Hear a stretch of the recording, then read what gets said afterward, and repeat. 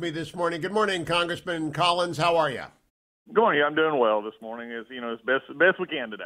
Now, what have you been doing since leaving Congress, Congressman, and how do you expect to spend the next year and two? Well, we've been since leaving Congress. Of course, we finished up and we're, of course, transitioning from an office, getting people together, but then also looking ahead to what we're wanting to do, and that is again looking as this new administration comes in. I mean, getting ready to hold it accountable for the first time in Georgia in almost 35 plus years. We have two Democrat senators from Georgia. I was working very hard to make that not happen. Unfortunately, that did happen.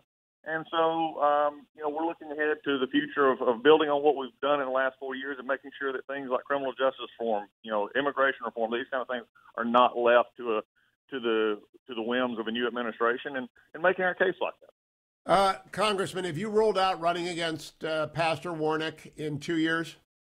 No, I have not. Have you ruled out running against? I've not ruled out anything.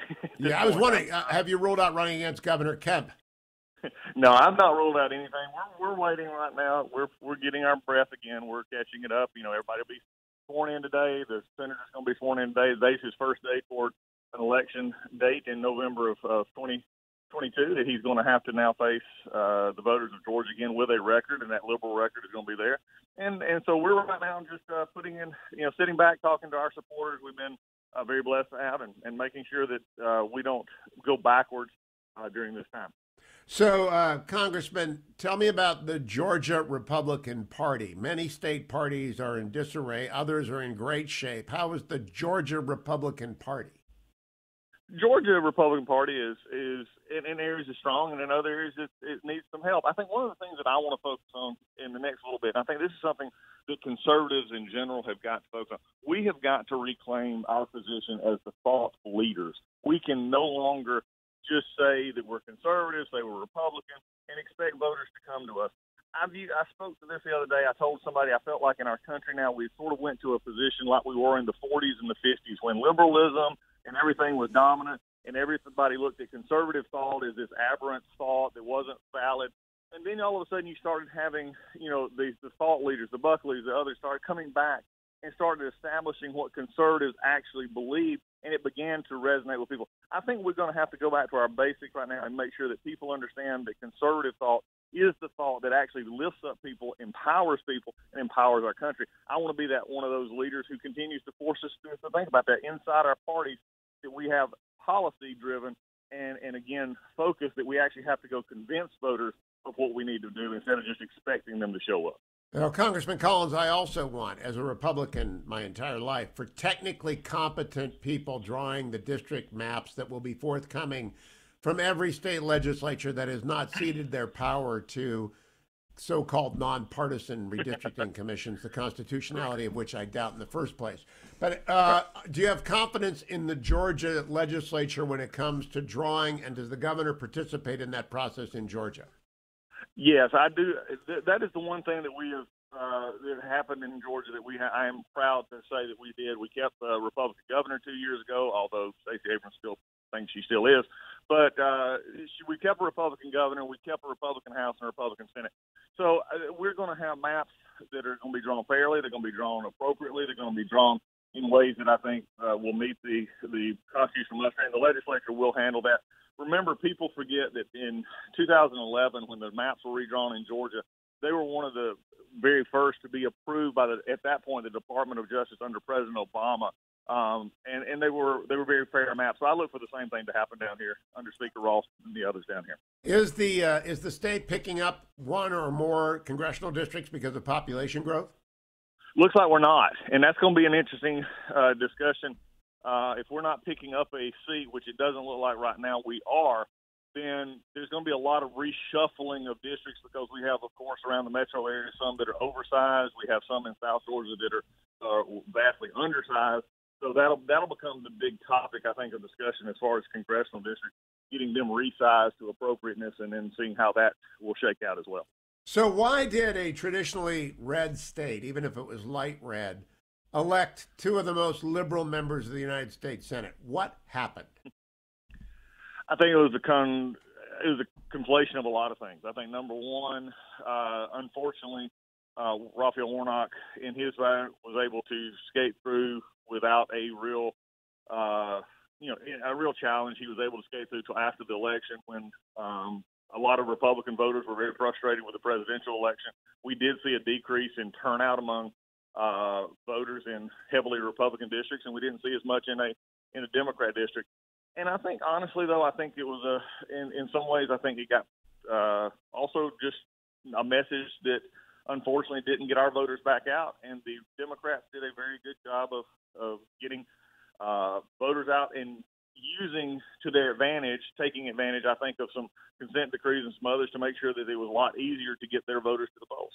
How much did the intra-party warfare injure the effort to reelect Senator Perdue and return Senator Loeffler?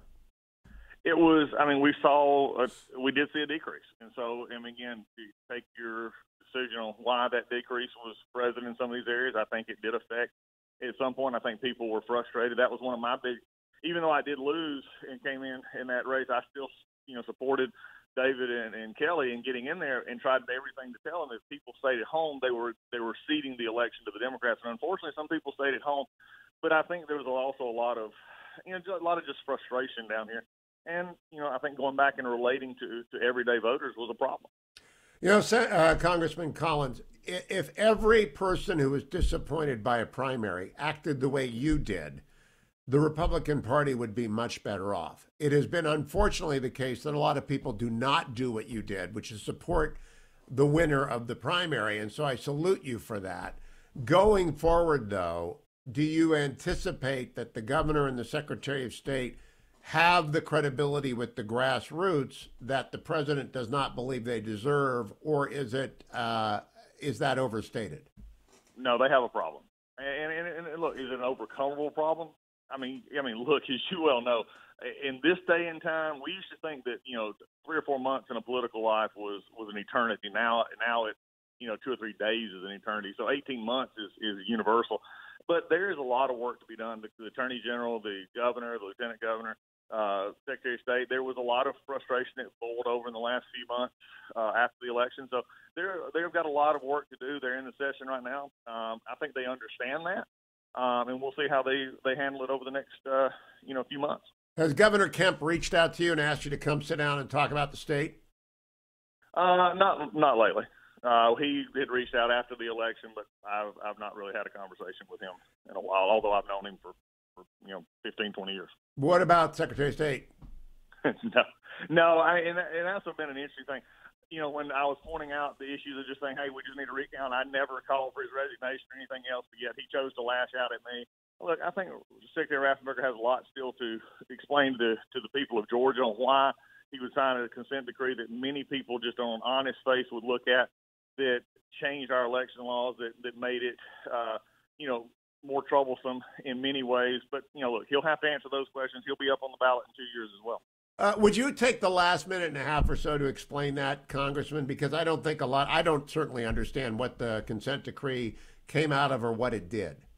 Well, it's a long process, but just in a short amount of time. Over the past few years, the Georgia Democratic Party, Stacey Abrams, and other groups had been constantly attacking the electoral process here in Georgia, bringing lawsuits, trying to stop, voters who were not eligible to vote from being purged from rolls, to have voters that, had moved clean from the rolls, to make it easier for mail-in voting, which we don't have in Georgia.